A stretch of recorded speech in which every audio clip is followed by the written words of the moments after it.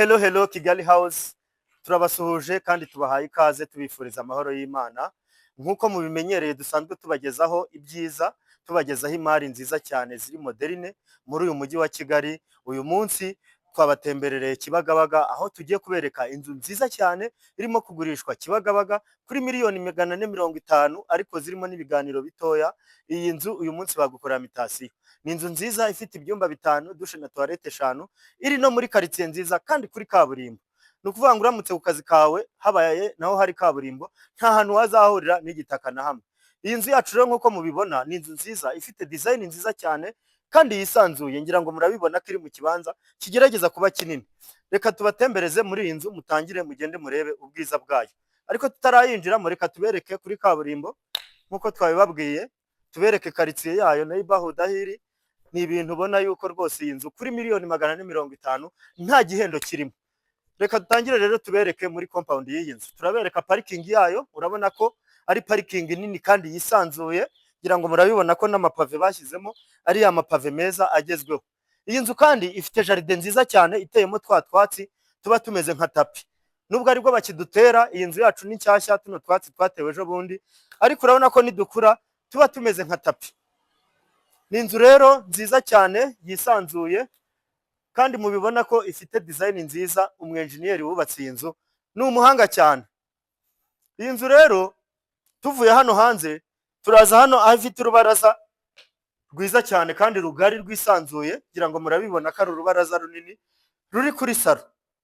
Uhagaze hano kuri urubaraza urubura muri no jardin ureba na neighborhood y'iyi nzu, urabona ko ari ibintu bimeze neza cyane. Tutabatindiye katubinjize muri salo y'iyi nzu. Iyo tugeze hano tuhasanga salo nini cyane yisanzuye kandi ngari, nkuko mubibona ni salo nziza ifite plafond nziza, ifite amatara meza, afite design nziza cyane.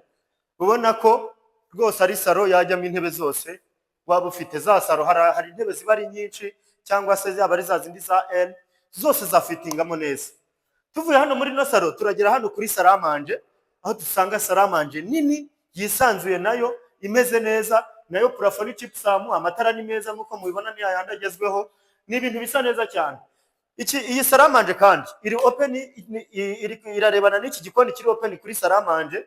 Nuvuga ngo umuntu ari muri salo nago yareba muri iki gikoni uretse wenda umuntu uri hano kuri salamanje. Kiri open kuri salamanje. Ni igikoni cyiza kirimo utubati twiza nkuko mubibona tumeze neza, nacyo gifite plafond gypsum. Ni ibintu ubona ko uyu muntu yayubatse neza, kandi tubibutsa ko iyi nzu yacu ni amatafari ahiye kuva hasi kugeza hejuru. Kuri miliyoni 450 rero uyu munsi iyi nzu ntigucike. Twababwiye ko ifite ibyumba 5, dushe na toilette 5. Reka duhere ku cyumba cyo hasi. Tugeze hano turahasanga icyumba cyiza kinini cyisanzuye, kuri ntuza yose ku gitanda cyose waba ufite. Iki cyumba ubona ko cyafitinga, kubera ko niyo washyira mu metero 2 kuri 2 ubona ko hasaguka mu mwanya. Iki cyumba kandi gifite dushe na toilette, nubwo ikinze ariko iyi ni dushe na toilette yacu. Gifite kandi na balcon nziza cyane hano, aho uhagaze ureba ufite view yo hakurya hakurya Bumbogo, ukareba Kimironko, nubona kuri no terrasse yayo wabureba ahantu henshi. Tuvuye aho ngaho rero reka dukomeze tubereke dushe toilette y'abantu bo muri salo batiriwe bajya mu byumba. Urabona ko nayo ari toilette nini nziza, iriho kandi n'utu design twiza. Tuvuye aho ngaho reka dukomeze tubereke ikindi cyumba. Hasi hari ibyumba 2. Iki cyumba rero nicyo dukunze kwita icy'abashyitsi. Kaduhere kuri no bathroom yacu, murabibona ko ari bathroom nziza nayo irimo za shower nziza cyane, ubona ko ari ibintu bisa neza. Iki cyumba kandi reka tujye ku cyumba noneho murebe uko kingana. Urabona ko nacyo nubwo ari icyumba cy'umushyitsi, ni icyumba cyisanzuye gifite urumuri ruhagije, kugira ngo murabibona bitangwa n'ibyo birahure biri aho ngaho ko nta rukuta bashyizeho. Ni ibintu biri very smart. Tuvuye kuri ibi byumba rero reka tuzamuke tubereke mo hejuru, mu byumba byo hejuru. Tuzamuke kuri izi escalier zimeze neza, zigiye ziriho ibirahure byiza cyane nkuko mubibona. Ubona ko ari ibintu bisa neza. Iyi nzu yacu kandi ifite urumuri ruhagije. nubwo byaba ari nijoro rwose wakingura urumuri rukajyamo. Banyerekera iryo tara barebe ubwiza bwaryo, uzamuka nko muri izo sikariye urabona ko rwose ari ibintu bisa neza. Reka duhere kuri iki cyumba cya mbere rero. Iki nacyo ni icyumba cya gatatu cy'iyi nzu. Nk'uko mubibona nacyo ni icyumba cyisanzuye kandi nacyo gifiteho bariko, ntabwo twirwa tujyayo, imeze nka yandi yo twarebye hasi kugira ngo murabibona. Tuvuye kuri icyo cyumba turahita dukomeza hano kuri dushe na tuwarete yo hejuru. Urabona ko ari dushe nziza iriho bya birahure birinda amazi kuba yasakara hose.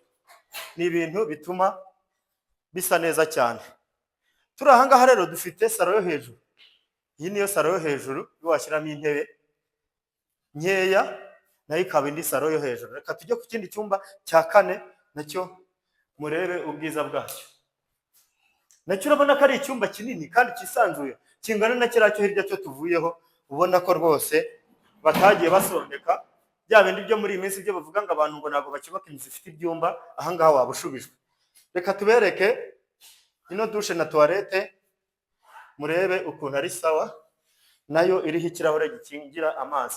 Ifite kandi nayo na bariko nziza cyane kugira ngo murayibona. Tuvuye aho ngaho rero, iki nicyo cyumba cya kane tumaze gusura. Reka dukomereze ku kindi cyumba. Aha, dukinguye n'umuryango wa hano, uba aha ngaho tugiye kwinjira ni muri chambre principale. Reka tuyinjiremo.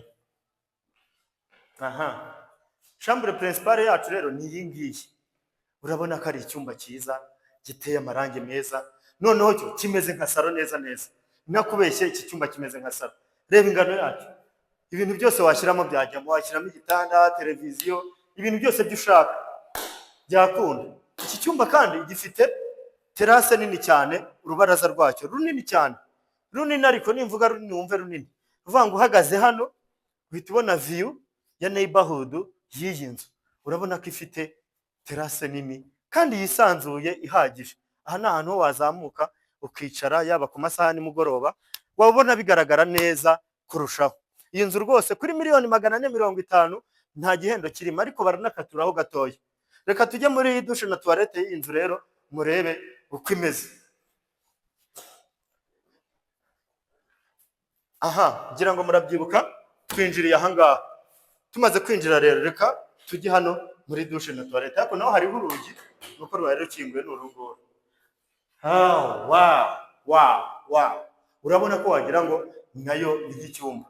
Reba ukuntu uyu mwanya ungana.